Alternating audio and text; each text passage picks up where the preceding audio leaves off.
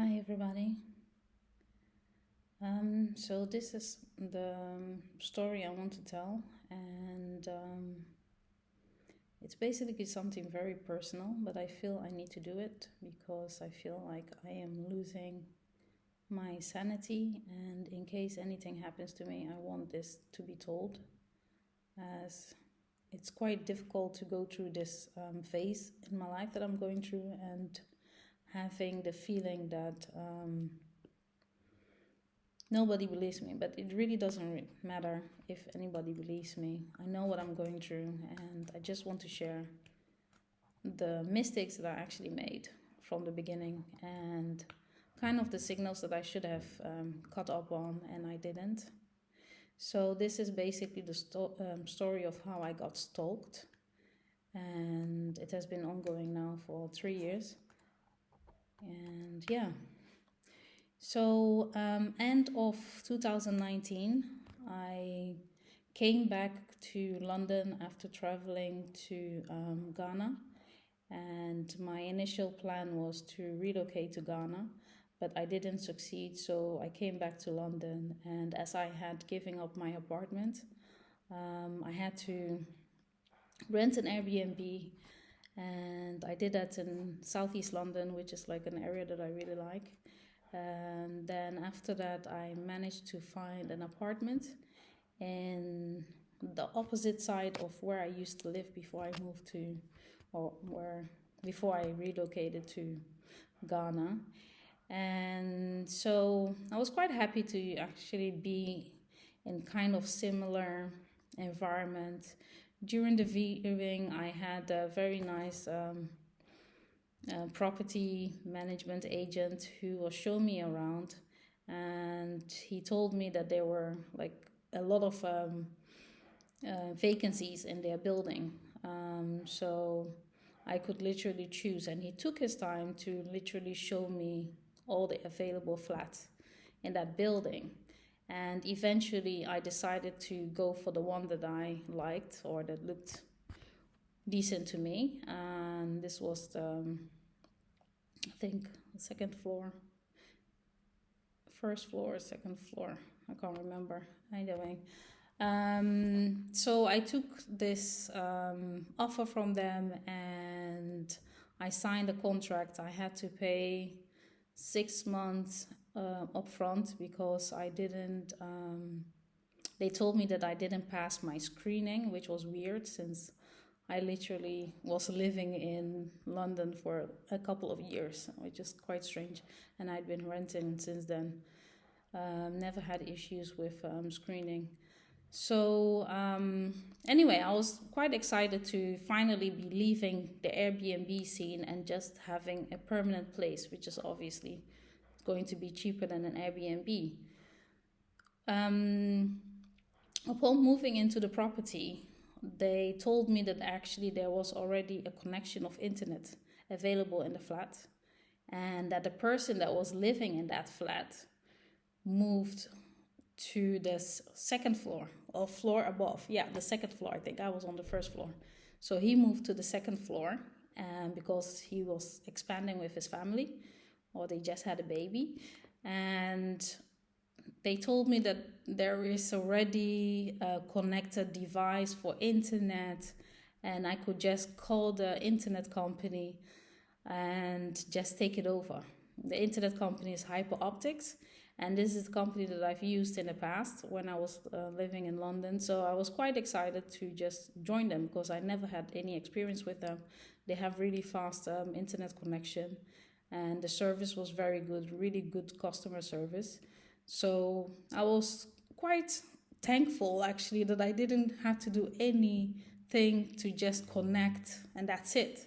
So I moved in, I called the company, the box was already there, the Wi-Fi name and password was already at the end of the box. So they told me, yeah, I can just go ahead and use it. So I didn't think much of it. And so this was November 2019 when I moved into the property. And the people working in that building, I think I met two guys, Billy and another guy, who were doing like maintenance in the building. They were really nice. They even gave me some free stuff for my apartment, and they helped me with my luggages and stuff. So I thought like, oh, everything is going so well. People are so friendly and nice, so I was quite happy to just be there, especially being back in London again after a failed business mission and failed relocation mission, and coming back with like a plan B, which I wanted to execute. So I was very determined basically to execute the plan that I came back to London for. And I think shortly after I moved in, I started noticing things. The first thing that I noticed was on my phone. On my phone, I have 2FA, which is like authentication for your for all your apps, basically, that you are more secured when signing in. And I noticed that with these 2FAs, I used OT at that time. And when you open the app and you sign in into any of the apps that you have, or the platforms that you're using, it will remain there at the last app that you use. It will remain there. So next time when you visit it, you will see like, okay, if Gmail was the last place where you connected, you will see that Gmail is highlighted. And I noticed a couple of times that either it was on my Gmail or either it was on my business websites. And I know which platforms I was visiting and when I visited and when I closed it. So I found it quite odd. I'm like, this is odd. Why is it here? Because this is not the last platform that I visit. So why is it on there? And this happened a couple of times, and I didn't think much of it because I thought maybe it's some software issue or bug in the app itself. So I let it go. And then at one point from the phone, it moved on to my laptop. So I used a MacBook Pro, and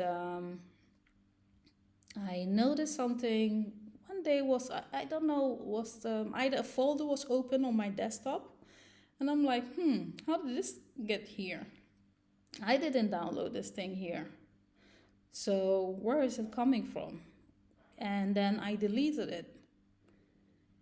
And from there, more things started happening. So then I got worried and I started calling Apple for support. Like, hey, I'm seeing like things being moved in my folders, or seeing folders on my desktop that I didn't put there. So I don't know what is happening, but can you have a look at it? And I am assuming that I'm actually speaking to somebody from Apple. And so they will help me. We will wipe the computer, restart it and everything. And this happened like a couple of times. I think just in a span of 2-3 months, it happened more frequently. At this stage, I was still not thinking that I was hacked or anything. I was just worried. And then at one point, I think the day that I got the fright was when, there's so many things happen. I have to really think back. I think I got a fright when I was in my email and in my Gmail, and I was doing things on my laptop, responding to emails, and then at one point, the cursor started moving on its own, and my Gmail froze. I couldn't shut it down. That's when I knew, like, hey, something is wrong. Somebody's actually managing my computer right now. So my first instinct was, okay, close it, because I tried to close it, nothing worked, everything was frozen. So what I did was I just shut the computer, the laptop, and then I called Apple. And again, they told me maybe it's something to do with your network, your modem. Have you had a look at it? Have you contacted them? internet people and see what they can do. So I called these people from Hyperoptic, and they told me to change the password. I told them, well, do it for me, because whoever is watching me, probably they already know everything that I'm doing, so my computer's already compromised. And so they changed it for me. They gave me the password through the phone and everything, and then they changed the SSID. And I think one of the guys was also so nice to tell me, he was kind of educating me on modem security. So he told me to either hide the SSID, etc. So that's what we did. And then he also did more updates on the back end, like to make sure that the WPS is off and stuff. So everything from there went downwards. One day I came into my flat and I could see that somebody had been in my flat. I could just see like fingerprints. I have these light floors, so anything that is smudgy, and I'm a very clean person, so anything ordinary, I would just see it in an instant.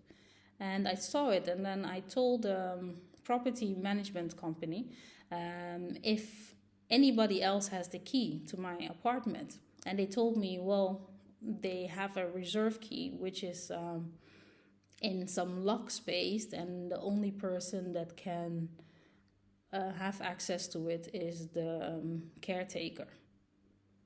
And it cannot be him. He would never come in there without notification.